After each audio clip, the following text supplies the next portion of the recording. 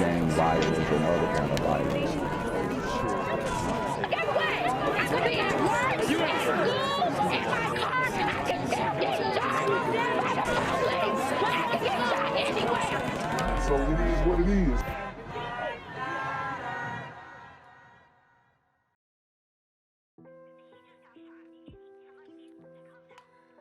What's good, Shadow Realm? It's a Black Gen Z Mindset. Make sure you go ahead and like, comment, share, subscribe, and let's get into the video.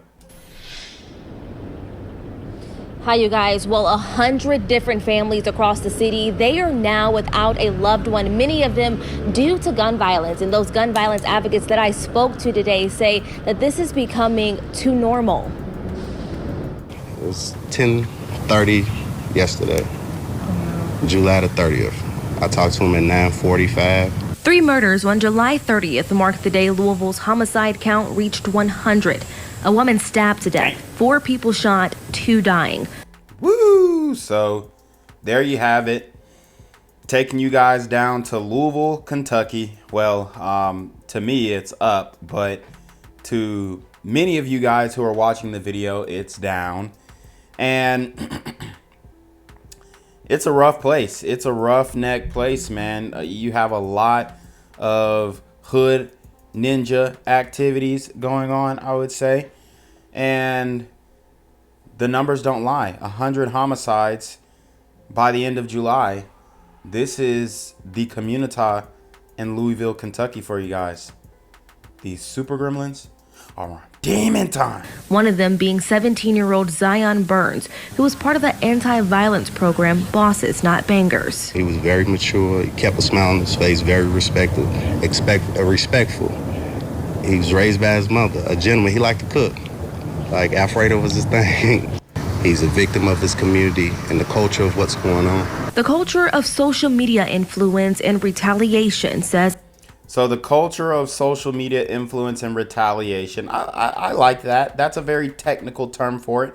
I like to call it the crash out culture, though. I like it to call it the ops culture, manufacturing ops culture.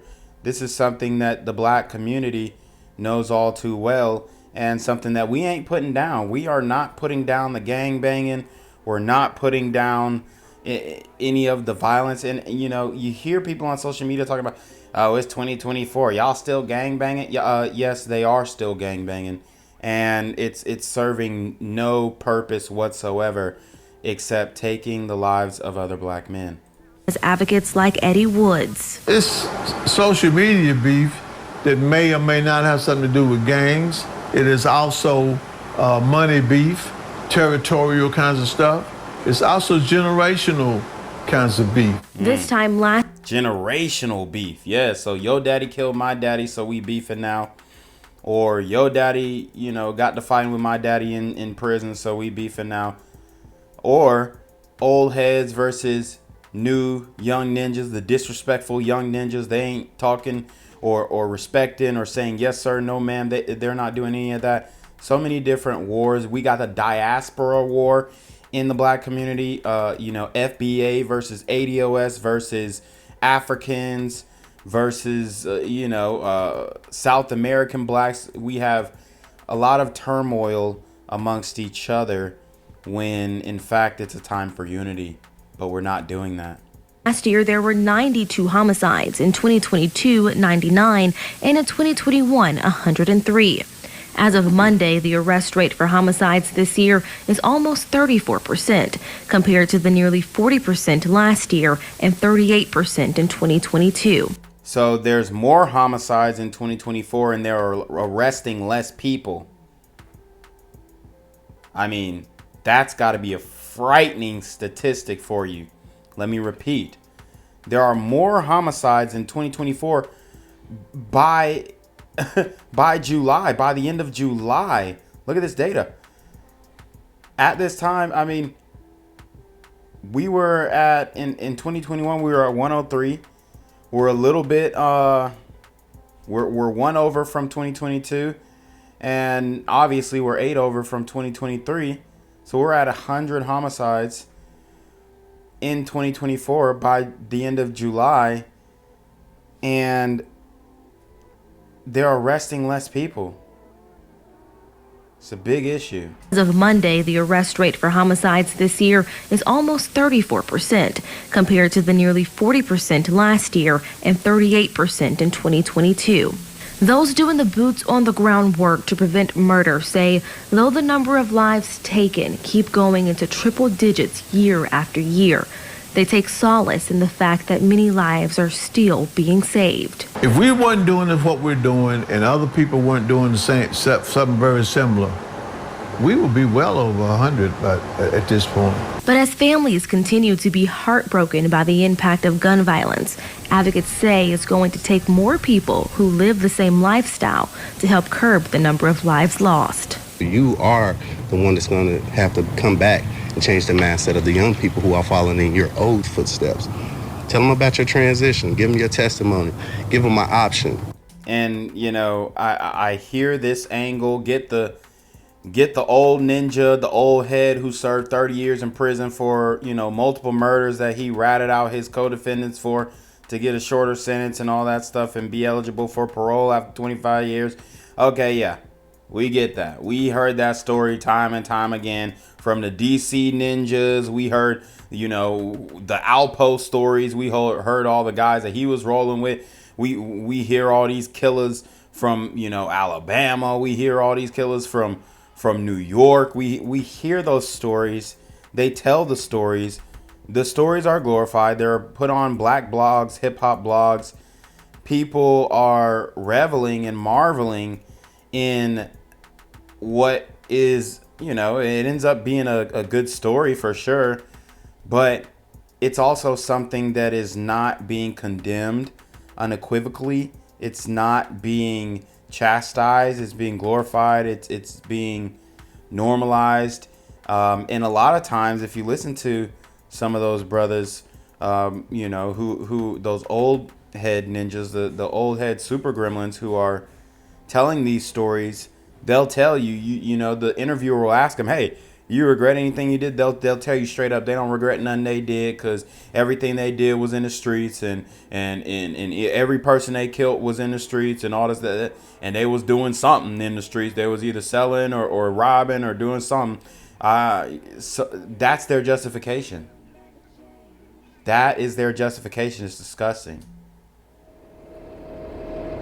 And you guys, as far as those 3 homicides yesterday, right now, police, they don't have any suspect, and they are asking if anyone knows any information to please contact LMPD. For now in downtown Louisville, DeAndrea Turner, WLKY News.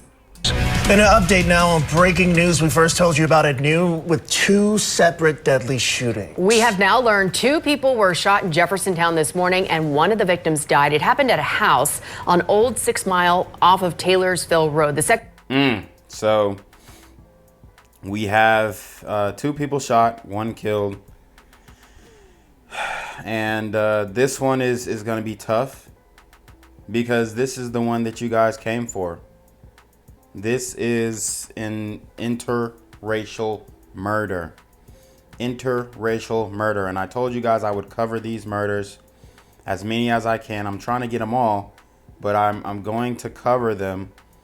And we're going to have this tough discussion because it's important to fix, rebrand, take control of the black PR, right? Public relations. I mean, this is a PR disaster, and these murders are adding up, and we can't advocate for things like reparations. We can't advocate for all these, you know, different programs. We can't advocate for, you know, these different I would say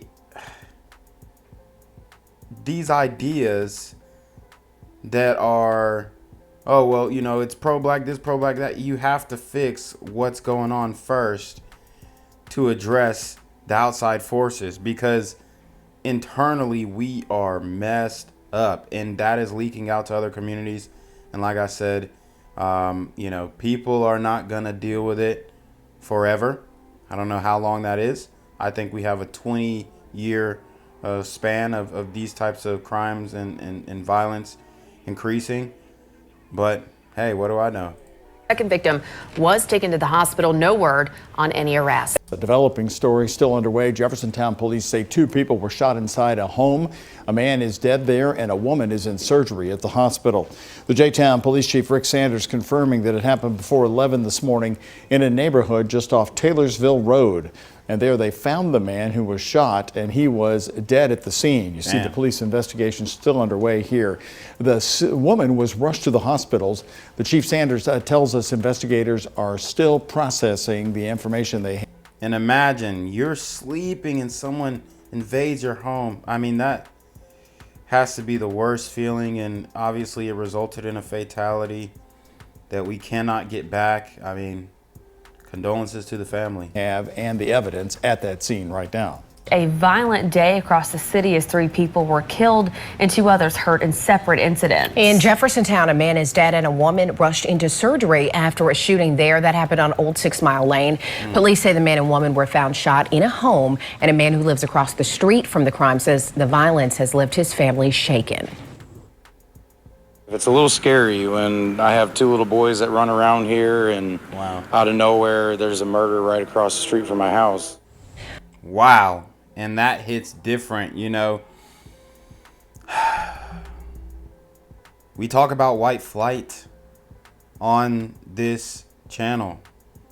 Why are people moving away from black communities? Why do people not want to live near black communities? And then you have stories like this, and it almost serves as justification for people wanting to get out. I mean, you even see high profile, quote unquote, bourgeois black folks who move out and move away from the neighborhoods that they grew up in, because they intuitively knew that these neighborhoods were not safe. They were never safe.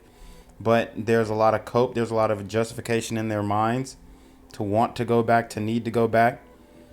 And we see how that plays out over a long period of time. In the long run, or in the short run, it feels good. You feel like you're giving back to your community and all this stuff. But in the long run, it could cost your life. Down here, and out of nowhere there's a murder right across the street from my house. Now, we're told the woman who was shot should survive. So far, J-Town police haven't released any information about a suspect. What's good, Shadow Realm? It's your boy Jenquavius Jackson, and y'all already know I'm demonetized and shadow banned in this bitch. So if you want to contribute, go to the Cash App, the PayPal, the GoFundMe, or join the Patreon. Also, don't forget to visit the merch store for all your favorite BGZM News 17 gear, including our exclusive Trump is a Blood t-shirt. Go fast before they sell out. They are already flying off the shelves, no cap. And remember, these super gremlins are on demon time. New at noon, police make an arrest in a deadly shooting in J-Town. Mikal Ballard is charged with murder, assault, and burglary. Police say Ballard broke into a home on Old 6 Mile Lane and shot a man and a woman while they laid in bed. Wow. Now that is sickening, frightening. This man breaks into your home and shoots and kills one of you. The husband was shot and killed while you're in bed. I mean, what could trigger somebody to do something like that?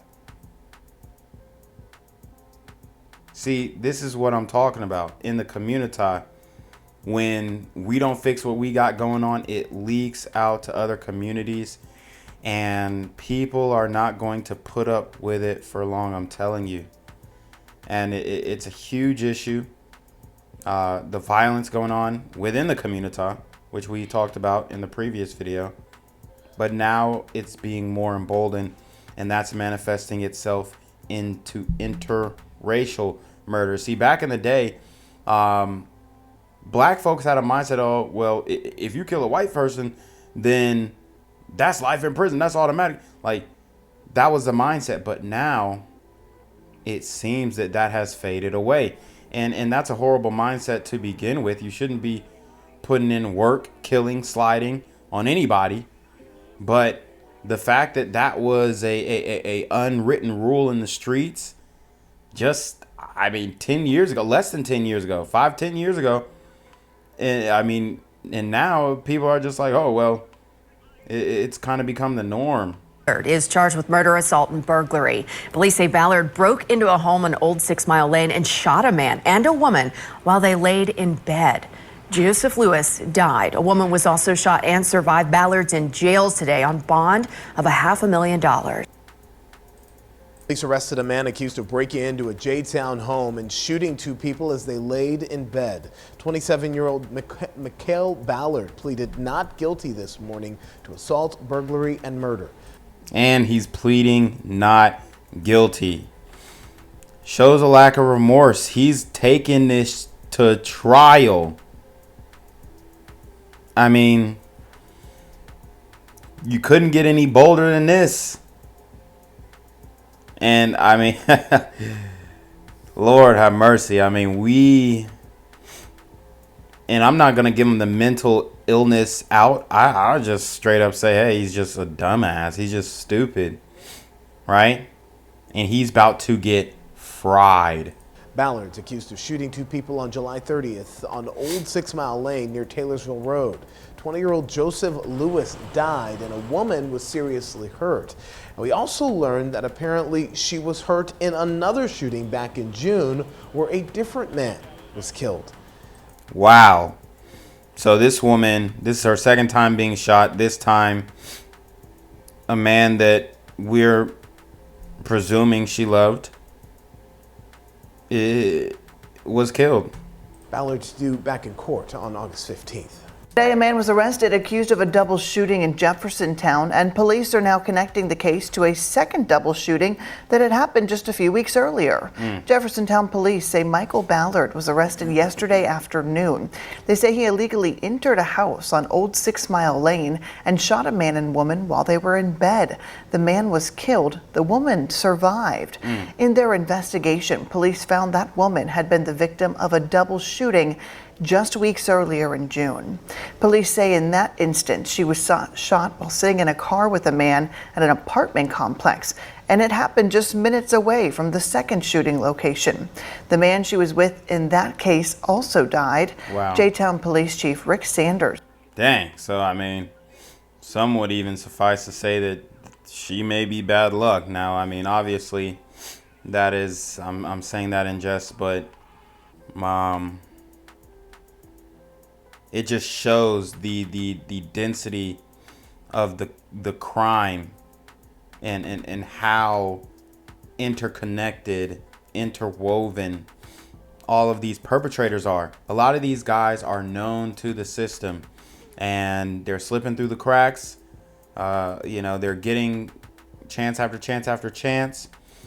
They're getting lenient sentences, maybe OR bonds, release on their own recognizance, and then it all adds up until, they're never held accountable until they do that big crime. And it just seems like there's a never-ending cycle of that. And I think it can be easily nipped in the bud, but the powers that be refuse to do so. Says the man was shot several times and died at the scene. J-Town police are actively working this. If you know anything about the case, you can call police at that number right there on your screen, 267-0503. All right, guys. So I was able to find this young man's ESPN high school recruiting profile. It's crazy that you got guys who had the potential to get on the right track. Now, I'm not saying that he was going to be some type of NFL or NBA star or, professional athlete, right? I mean, his numbers just aren't showing that, right? 4.6 in the 40-yard dash is too slow. The best wide receiver of his class is running a 4.32. 20-yard shuttle. 4.38, the best wide receiver of his class, again, CJ Sanders, running a 3.78. And then you got 37 vertical jump. It's not bad. But, Jelani Roberts is 41.8. You got a power throw of 35.5. And then you have a Miles Boykin at 43.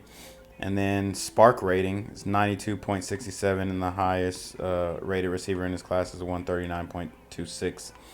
So it's not, great staggering numbers. He committed to Austin P in 2014. I don't know how far he took that. Graduated from Seneca High School, potentially.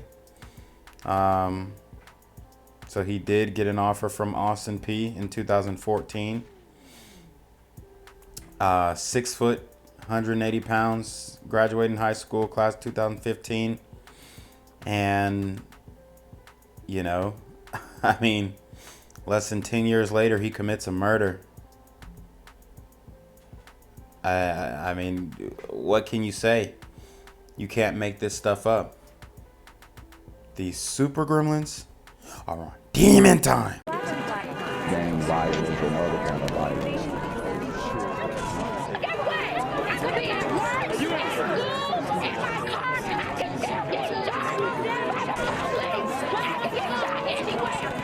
So it is what it is.